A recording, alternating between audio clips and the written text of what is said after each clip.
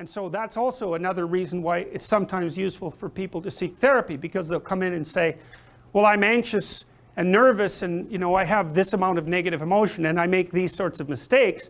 And you listen and you think, yeah, so does everybody else. That's par for the course. But they're so isolated and so afraid of the things that have been happening to them, and so unwilling to expose themselves to social evaluation, that they never really communicate with anyone else and find out that the level of misery that characterizes their existence is pretty much normal and average. And so just helping people learn that can often be of tremendous advantage to them, because the real issue isn't precisely whether or not you're a good person. That's an absolute idea, right? You could say, well, are you a good person compared to the absolute ideal? And the answer to that is no. But it's also not exactly, it's not a useful comparison across most situations. What you really want to know is, well, how do you stack up against other people? If you're at your job, the issue isn't whether or not you're competent.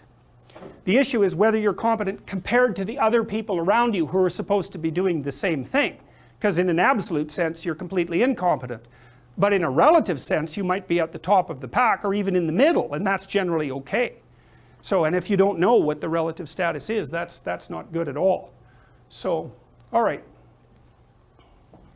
Now, so here's a way of thinking about it. Let's say,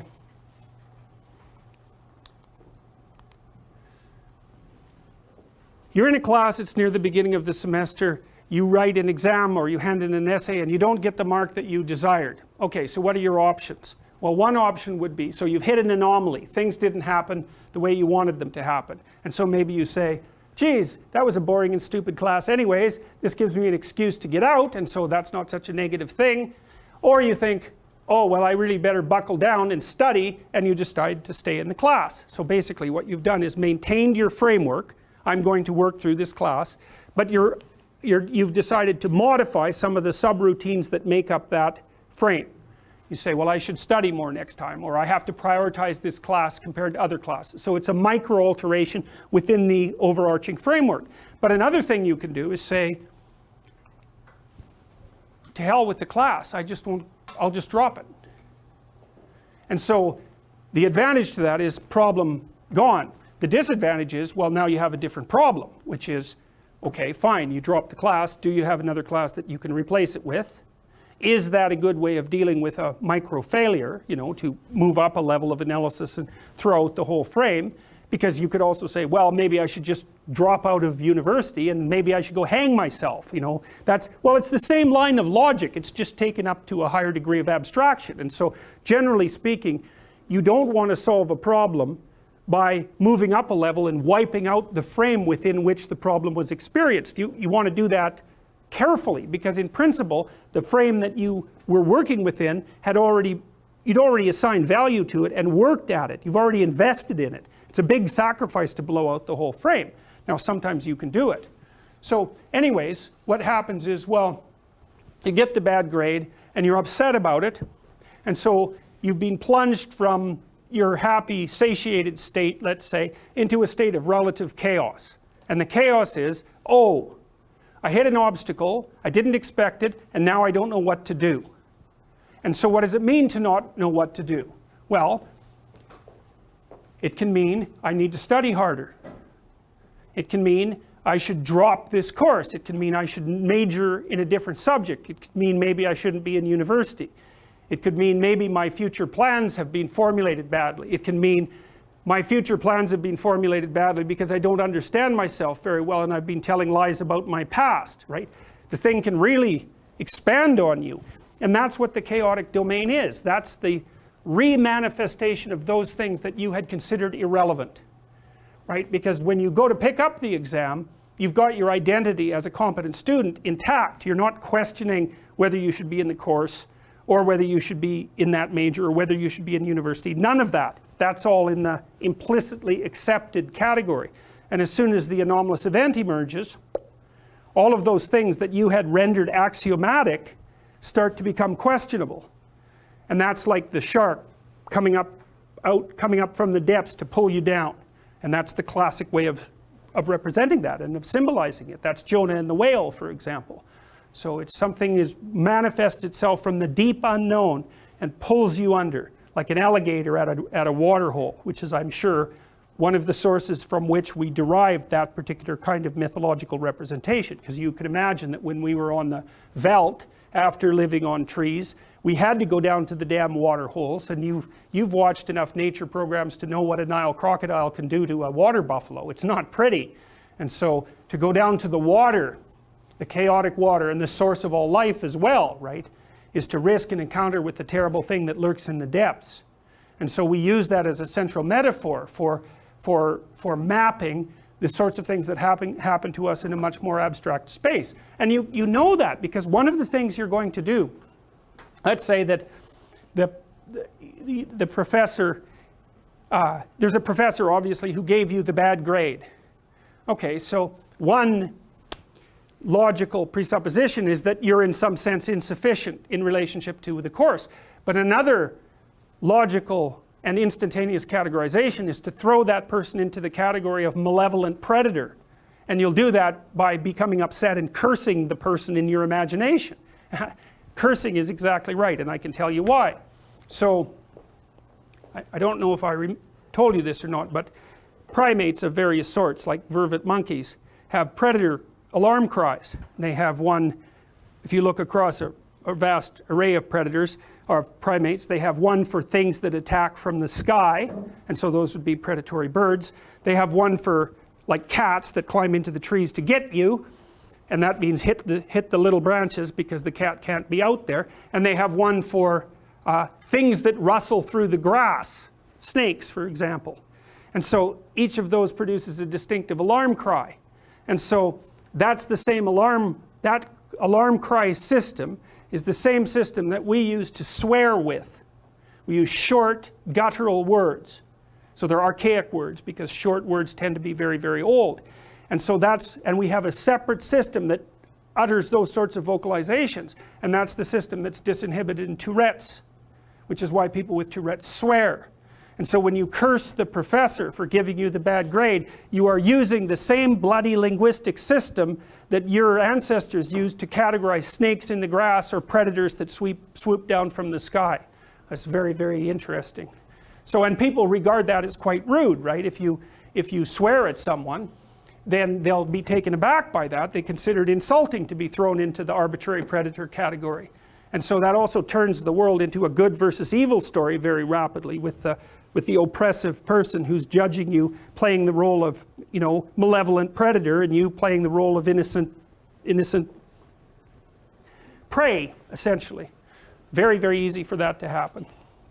So, okay, so, where's my little clicker?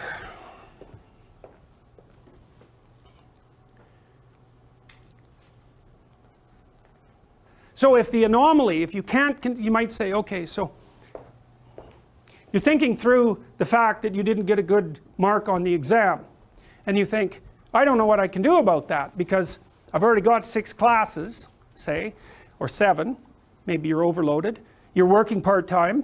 You're studying as hard as you can. And so you try to do a micro fix, rearranging your priorities, concentrating more on your studies, but maybe you're already operating at top capacity, and it's not easy, it's not straightforward for you to calculate how you might reconstruct your micro priorities so the problem goes away. So it's under those circumstances that it's reasonable to pop up one level of abstraction and to say, okay, I have to give something up. That's a sacrificial motif. I have to sacrifice something. What's it going to be? Well, maybe you can't afford to have the part-time job, even though that's going to put you under financial stress. Or maybe you have to hire a tutor, even though that's going to put you under financial stress. Or maybe you have to drop out of the course and only take 6, even though that's going to, say, delay your graduation for 1 semester. There's going to be costs. But so what's happening when you're thrown into the chaotic state by the anomaly is that the problem space magnifies itself, and you have to do a microanalysis, which is the best place to start. Let's look at fixing things that are subordinate to this frame, but you may have to leap up a level or 2 and fix something that's superordinate. So it may be the case that you fail 2 classes and one of your parents develops a very fatal disease, and so you have to go home and take care of them. It's like, okay, fine, too much chaos, bang, you're done with your university career for now. You have to go up a number of levels, blow apart that frame, and that'll alleviate the problem. Even though by letting all the snakes out of the basket, it causes all sorts of other problems. You're going to have to think, okay, well, what am I going to do instead? What does this mean for my future? And so forth. So there's a cost, there's definite cost to moving up the abstraction hierarchy. But the reason that a sufficient anomaly places you in chaos is because it makes all sorts of things that you've already considered alive again. And that can be extraordinarily chaotic. And so the anomaly knocks you flat, you can't sustain the frame anymore, you plunge into a chaotic state. And you know, your whole life is a sequence of those things at a micro level and at a macro level. You know, every time you encounter something you don't understand, you have to retool the framework of interpretation that you were using prior to encountering that. Now, sometimes it's just a small modification, like at least in principle, when you're in a class and you're learning things, you're undoing what you already knew and sewing it back together constantly, but it's at a small enough level so that maybe it only feels exhilarating, right? You're releasing just enough novelty to activate your exploratory systems because there's value in the information, but not enough to knock you flat. And you know, one of the things that's interesting about the whole safe space phenomena is that people differ in the threshold that they have with regards to the receipt of anomalous information. You know, and if you're, especially if you're a naive person and a sheltered person, to be exposed to anything that has a hint of real malevolence in it might be enough to destabilize you quite badly. And that's a real problem if you're pursuing, well, education in history or literature, because history and literature is nothing but a sequence of absolute, you know, moral catastrophes thrown at you one after the other. So you have to be pretty solid to be able to withstand that.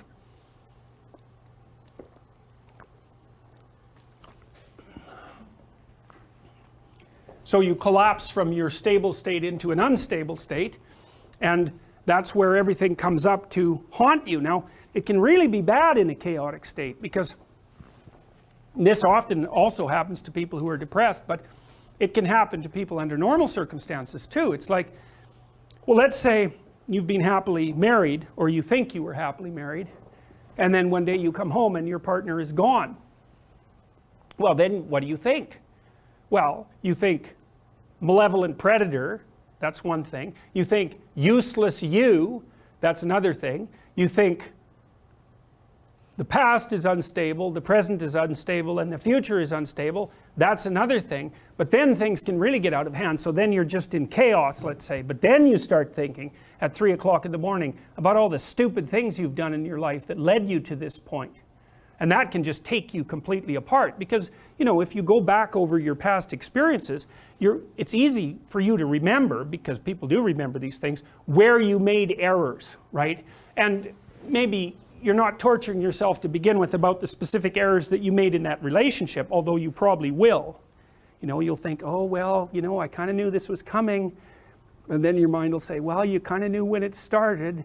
And then it'll tell you, well, maybe you should have done this back then, and you actually knew it. And you'll think, yeah, I actually did know it, and I didn't do it. And then that'll trigger off a whole host of other memories about just exactly what you knew and didn't act on.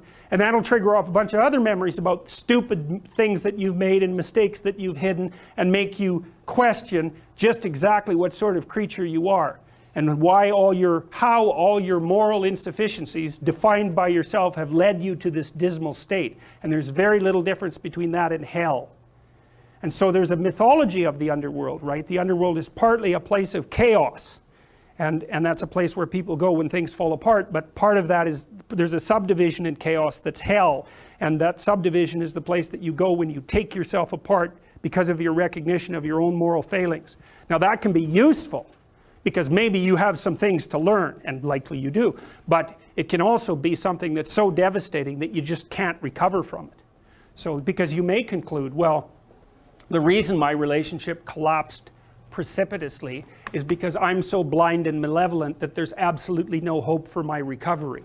And you know, sometimes that's actually true. So distinguishing, you never know, right, is when things happen to you that aren't what you want or expect, it's an open question how much you're responsible for it. Now, a conscientious person under those circumstances will just take themselves apart.